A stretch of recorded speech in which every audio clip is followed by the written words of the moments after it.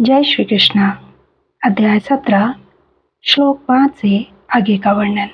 श्लोक 5 और 6 अनुवाद। जो लोग दंभ तथा अहंकार से अभिभूत होकर शास्त्र विरुद्ध कठोर तपस्या और व्रत करते हैं, जो काम तथा आसक्ति द्वारा प्रेरित होते हैं, जो मूर्ख हैं तथा जो शरीर के भौतिक तत्वों को तथा शरीर के भीतर स्थित परमात्मा को कष्ट पहुंचाते हैं, वे असुर कहे जाते हैं। तात्पर्य: कुछ पुरुष ऐसे हैं जो ऐसी तपस्या की विधियों का निर्माण कर लेते हैं जिनका वर्णन शास्त्रों में नहीं है। उदाहरणतः किसी स्वार्थ के प्रयोजन से यथा राजनीतिक कारणों से उपवास करना शास्त्रों में वर्णित नहीं है।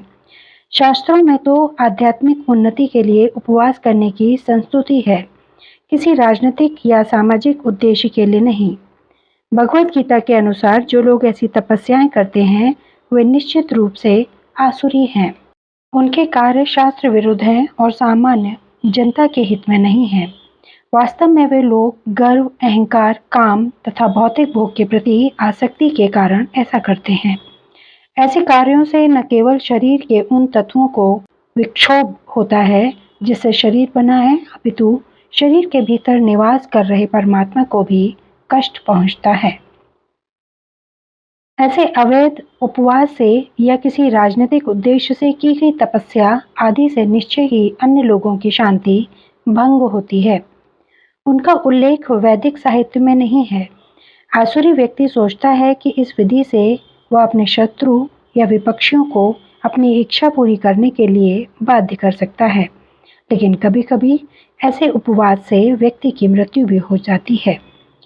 ये कार्य भगवान द्वारा अनुमत नहीं है। वे कहते हैं कि जो इन कार्यों में प्रवृत्त होते हैं वे असुर हैं। ऐसे प्रदर्शन भगवान के अपमान स्वरूप हैं, क्योंकि इन्हें वैदिक शास्त्रों के आदेशों का उल्लंघन करके किया जाता है। इस प्रसंग में अचेतस शब्द महत्वपूर्ण है। सामान्य मानसिक स्थिति वाले पुरुषों को शास्त्रों के आदेशों का पालन करना चाहिए। जो ऐसी स्थिति में नहीं है वे शास्त्रों की उपेक्षा तथा अवज्ञा करते हैं और तपस्या की अपनी विधि निर्मित कर लेते हैं। मनुष्य को सदैव आसुरी लोगों की चरम परिणति को स्मरण करना चाहिए, जैसा कि पिछले अध्याय में वर्णन किया गया है। भगवान ऐसे लोगों को आसुरी व्यक्तियों के यहाँ जन्म लेने के लिए बाध्य करते हैं। फलस्वरूप वे भगवान के साथ अपने संबंध को जाने बिना जन्म जन्मांतर आसुरी जीवन में रहते हैं। किंतु यदि ऐसे व्यक्ति इतने भाग्यशाली हुए कि कोई गुरु उनका मार्गदर्शन करके उन्हें वैदिक ज्ञान के मार्ग पर ले जा सके, तो वे इस भव बंधन से छूटकर अंतोतगत्वा परम गति को प्राप्त होते हैं। श्लोक 7 अनुवाद। यहाँ तक कि प्रत्येक व्यक्ति जो भोजन पसंद करता है वह भी प्रकृति के गुणों के अनुसार 3 प्रकार का होता है। यही बात यज्ञ, तपस्या तथा दान के लिए भी सत्य है। अब उनके भेदों के विषय में सुनो। तात्पर्य: प्रकृति के भिन्न भिन्न गुणों के अनुसार भोजन, यज्ञ, तपस्या और दान में भेद होते हैं। वे सब एक से नहीं होते। जो लोग यह समझ सकते हैं कि किस गुण में क्या क्या करना चाहिए वे वास्तव में बुद्धिमान हैं। जो लोग सभी प्रकार के यज्ञ, भोजन या दान को एक सा मानकर उनमें अंतर नहीं कर पाते वे अज्ञानी हैं। ऐसे भी प्रचारक लोग हैं जो यह कहते हैं कि मनुष्य जो चाहे वह कर सकता है और सिद्धि प्राप्त कर सकता है, लेकिन ये मूर्ख मार्गदर्शक शास्त्रों के आदेशानुसार कार्य नहीं करते। ये अपनी विधियां बनाते हैं और सामान्य जनता को भ्रांत करते रहते हैं। श्लोक 8 अनुवाद। जो भोजन सात्विक व्यक्तियों को प्रिय होता है वह आयु बढ़ाने वाला, जीवन को शुद्ध करने वाला तथा बल, स्वास्थ्य, सुख तथा तृप्ति प्रदान करने वाला होता है।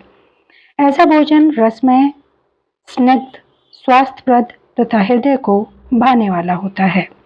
श्लोक 9 अनुवाद। अत्यधिक तिक्त, खट्टे, नमकीन, गरम, चटपटे, शुष्क तथा जलन उत्पन्न करने वाले भोजन रजोगुणी व्यक्तियों को प्रिय होते हैं।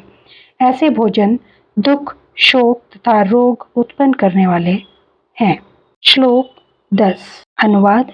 खाने से 3 घंटे पूर्व पकाया गया, स्वादहीन, वियोजित एवं सड़ा, झूठा, तथा अस्पृश्य वस्तुओं से युक्त भोजन उन लोगों को प्रिय होता है जो तामसी होते हैं। तात्पर्य: आहार भोजन का उद्देश्य आयु को बढ़ाना, मस्तिष्क को शुद्ध करना तथा शरीर को शक्ति पहुंचाना है। इसका यही एकमात्र उद्देश्य है। प्राचीन काल में विद्वान पुरुष ऐसा भोजन चुनते थे जो स्वास्थ्य तथा आयु को बढ़ाने वाला हो, यथा दूध के व्यंजन, चीनी, चावल, गेहूं, फल तथा तरकारियां।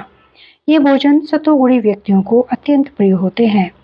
अन्य कुछ पदार्थ जैसे भुना मक्का तथा गुड़ स्वयं रुचिकर न होते हुए भी दूध या अन्य पदार्थों के साथ मिलाने पर स्वादिष्ट हो जाते हैं, तब वे सात्विक हो जाते हैं। ये सारे भोजन स्वभाव से ही शुद्ध हैं। ये मांस तथा मदिरा जैसे अस्पृश्य पदार्थों से सर्वथा भिन्न हैं।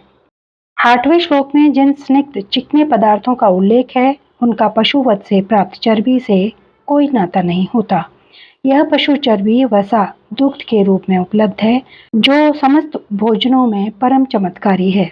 दुग्ध, मक्खन, पनीर तथा अन्य पदार्थों से जो पशु चर्बी निकलती है, उससे निर्दोष पशुओं के मारे जाने का प्रश्न नहीं उठता। यह केवल पाश्विक मनोवृत्ति है, जिसके कारण पशुवध चल रहा है। आवश्यक चर्बी प्राप्त करने की सुसंस्कृति विधि दूध से है। पशुवध तो अमानवीय है। मटर, दाल, दलिया आदि से प्रचुर मात्रा में प्रोटीन उपलब्ध होता है। जो राजस भोजन कटु, बहुत लवणीय या अत्यधिक गर्म, चरपरा होता है, वह आमाशय की श्लेष्मा को घटाकर रोग उत्पन्न करता है। तामसी भोजन अनिवार्यतः बासी होता है। खाने से 3 घंटे पूर्व बना कोई भी भोजन भगवान को अर्पित प्रसादम को छोड़कर तामसी माना जाता है। बिगड़ने के कारण उससे दुर्गंध आती है, जिससे तामसी लोग प्राय आकृष्ट होते हैं, किंतु सात्विक पुरुष उससे मुख मोड़ लेते हैं। उच्छिष्ट झूठा भोजन उसी अवस्था में किया जा सकता है जब वह उस भोजन का एक अंश हो जो भगवान को अर्पित किया जा चुका हो, या कोई साधु पुरुष विशेष रूप से गुरु द्वारा ग्रहण किया जा चुका हो। अन्यथा ऐसा झूठा भोजन तामसी होता है और वह संदूषण या रोग को बढ़ाने वाला होता है। यद्यपि ऐसा भोजन तामसी लोगों को स्वादिष्ट लगता है, लेकिन सतोगुणी उसे न तो छूना पसंद करते हैं न खाना। सर्वोत्तम भोजन तो भगवान को समर्पित भोजन का उच्छिष्ट है। भगवद गीता में परमेश्वर कहते हैं कि तरकारियां, आटे तथा दूध की बनी वस्तुएं भक्ति पूर्वक भेंट किए जाने पर स्वीकार करते हैं।